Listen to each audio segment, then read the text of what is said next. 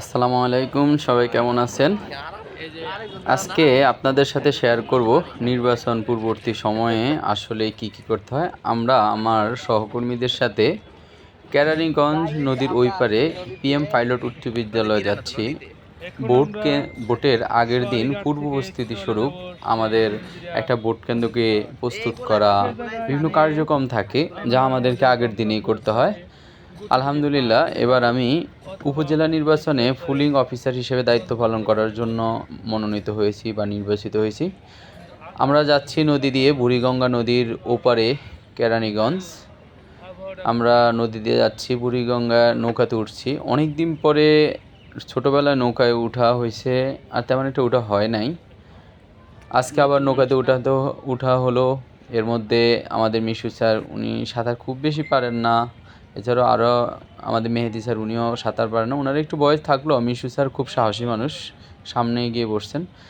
আমরা দেখতে পারতেছি বুড়িগঙ্গার পানি অনেকটা নোংরা, কালো সেচেছে। যদিও বর্তমান সরকার অনেক চেষ্টার পর হাজারীবাগ থেকে ট্যানারি সাভারে নেওয়ার ফলে কিছুটা হলেও নদী পানি পরিবর্তন হয়েছে।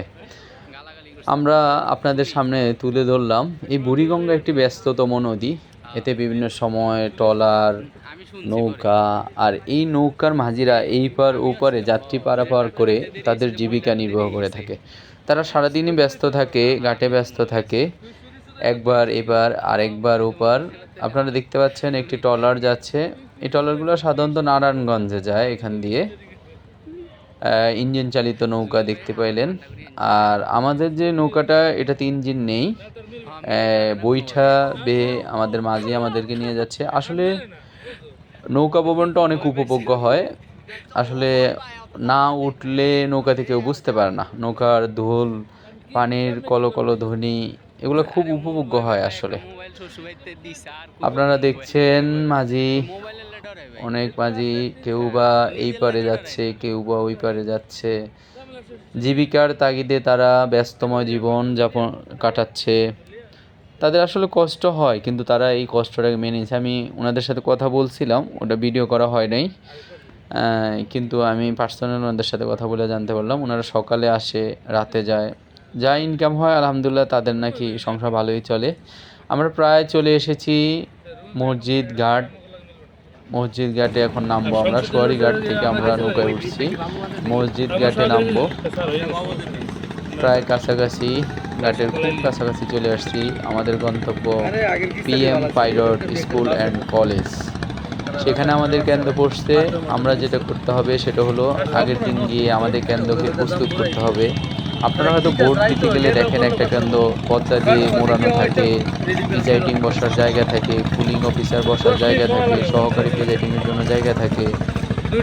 এগুলো আসলে আমরা আগের দিনই তৈরি করে রাখি, কেননা যেদিন ভোট ওই দিন সকালে গিয়ে এগুলো আসলে তৈরি করা সম্ভব হয় না সময় স্বল্পতার কারণে। আপনারা জানেন যে সকাল 8টা থেকে ভোট শুরু করতে হয়। আমরা চলে আসছি এখানে।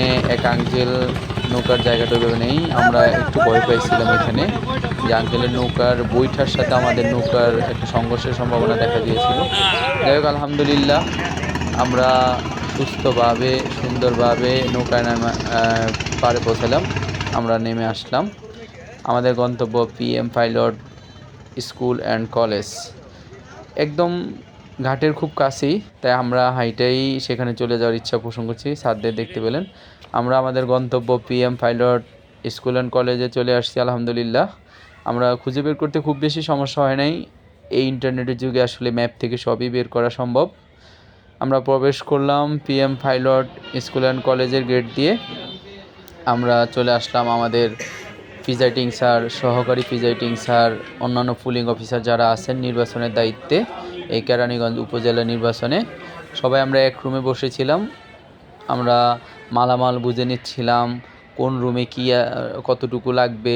এই যে একটা রুম তৈরি করছি আমরা, এই রুমটা আপনাদের সাথে শেয়ার করতেছি। এখানে প্রথমে বসবেন দুজন পুলিং অফিসার, অর্থাৎ সরকার নিয়োগপ্রাপ্ত দুজন পুলিং অফিসার, একজন সহকারী প্রিজাইডিং অফিসার যিনি এই রুমের নেতৃত্ব দিবেন। আর কালো কাপড়ে মোড়ানো নির্দিষ্ট জায়গা যেখানে ভোটার তার ভোটাধিকার প্রয়োগ করবেন। এখানে জায়গা রাখা হয়েছে পুলিং এজেন্টদের জন্য, অর্থাৎ প্রার্থীদের যে পুলিং এজেন্ট আসবে তাদের জন্য। এখান দিয়ে বের হবে, প্রথম দরজা দিয়ে ভোটার প্রবেশ করবে, ভোটার পরে এখান দিয়ে বের হবে। আবার আমরা নিচে চলে আসলাম, স্যাররা আমাদেরকে বললেন তাহলে আমরা যে বক্সগুলো, ব্যালট বক্সগুলো প্রস্তুত করি, কারণ সকালে আসলে যাতে খুব সহজে আমরা কী করতে পারি, রুমে যার যার রুমের ব্যালট বক্স নিতে পারি। তা আমরা ব্যালট বক্স, আপনারা জানেন চাবি থাকে, বা চাবি বা তালা যাই বলেন, 5টা থাকে।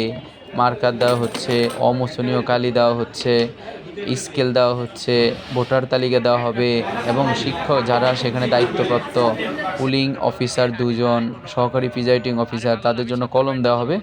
আলহামদুলিল্লাহ আমরা সম্পূর্ণ কাজ কমপ্লিট করে আগামীকালকে যাওয়ার উদ্দেশ্য করে বলে আমরা আমাদের বাড়ির উদ্দেশ্যে আবার রওনা দিলাম।